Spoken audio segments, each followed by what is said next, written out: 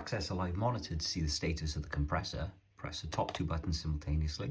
Press the plus to go down to live monitor and press select. These three lines will change now to tell you what's going on.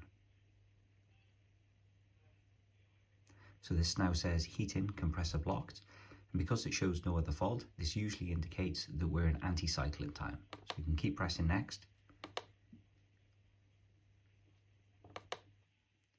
And see our anti-cycling time is 5 minutes. This means it's 5 minutes until the compressor will kick back in and run again.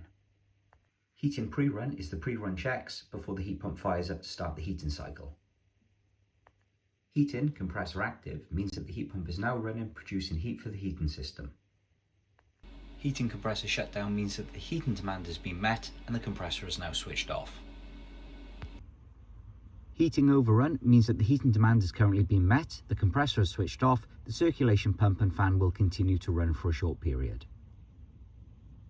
De-icing mode active means the heat pump is currently doing a defrost cycle.